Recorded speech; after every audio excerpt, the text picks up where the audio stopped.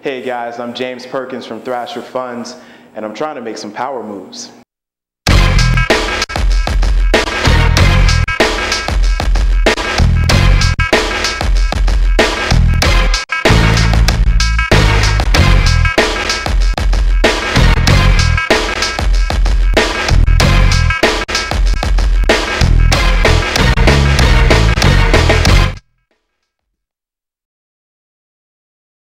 Hi, this is Gregory Fleury. Welcome to BU Television, and I'm here today with Mr. James C. Perkins, CEO, Portfolio Manager, Thrasher Funds, and founder? And founder of Thrasher Funds. How are you doing? I'm doing well. Thanks for having me. Well, we're here today, and we want to start us off, and I want you to speak about the different dynamics of financial managing for our viewers out there. Sure. I mean, there are a lot of different areas that people can make themselves familiar with. There's the brokerage account where you can buy and trade stocks on your own. And then there's the mutual fund industry, which we deal with quite a bit with our Gendex fund, where you can get easier access to professional investment management, easier access to diversification. And we try to make that even more available through low investment minimums and making investments more relevant to a new, younger generation. And then there's also the hedge funds that I'm sure people have heard a lot of people talk about, where your investment minimums are generally around $1 million. You have to be an accredited investor and be able to lose $1 million per se and not have it affect your lifespan. But there are different levels in which you can get involved in the investment game. There are different tiers of risk that you can take on.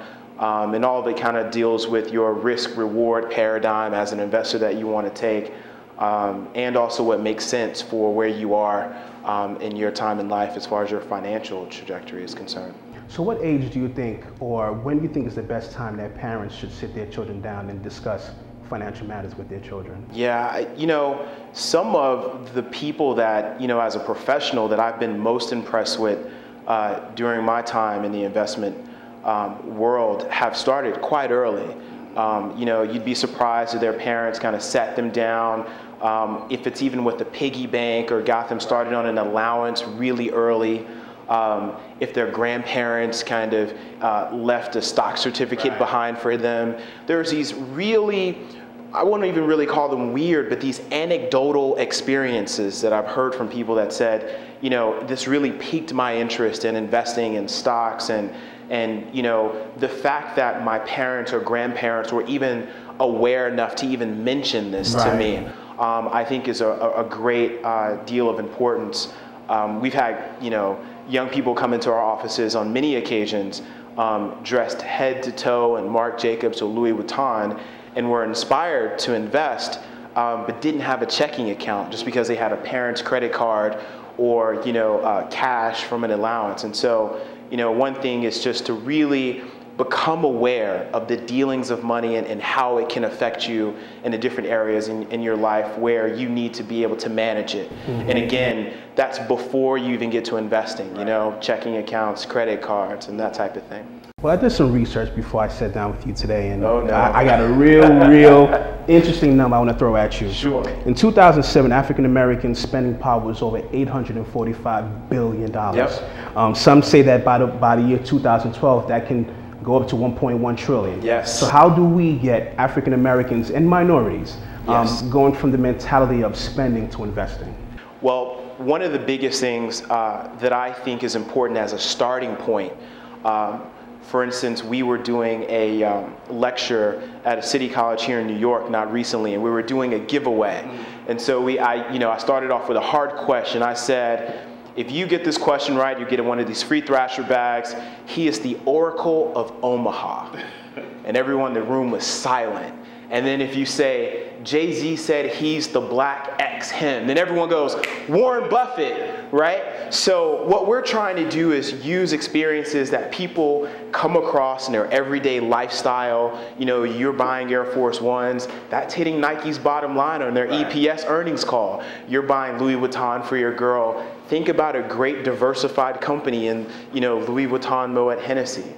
So there are so many ways in which we come across publicly traded companies on a day-to-day basis, where we are participating, we call it the walking portfolio, in the stock market on a day-to-day basis, where we can use those pedagogical hooks to get people to understand that they're participating whether or not they know it, but there's a way that they can actively participate and not stop being chic, but be responsibly chic. Right. So can you just speak about the misconceptions about investing? Why do you think many minorities in particular, once they hear the word mutual fund or stock, they start to get all rattled? Can you speak a little bit about that? Well, some of it, I think, has been a situation of generational experience. When you talk about, again, I go back to parents or grandparents bequeathing grandchildren with CDs or stock certificates, the littlest thing can get a person started on the right direction. The other thing is kind of the shoebox mentality, where people kind of get money, maybe they got to a place where they didn't have it before, and so now they got the good job and they're getting the good checks, and so they want to make sure that that doesn't go away. And a lot of people have the misconception that they can save themselves into some form of wealth, or they can save themselves into retirement, and that's just not true.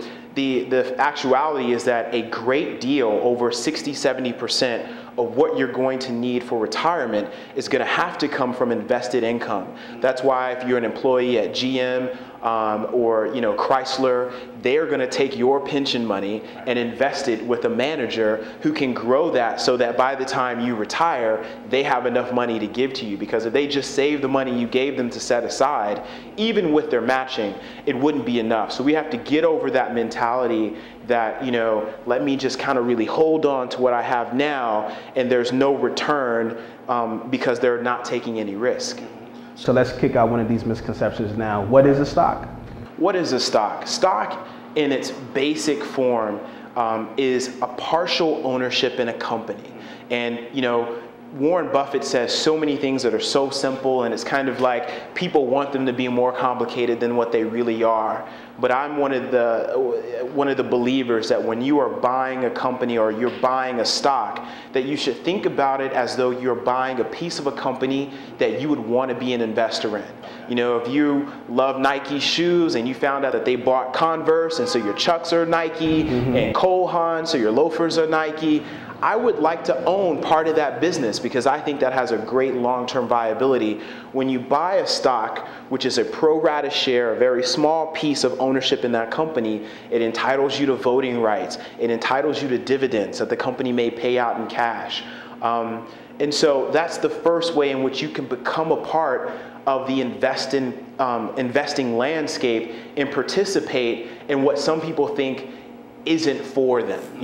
I have to wait till I have X amount of dollars to invest, and I have to wait till I hit X amount in a social class system before I can own stocks. And that's not the case. That's what the stock market is for.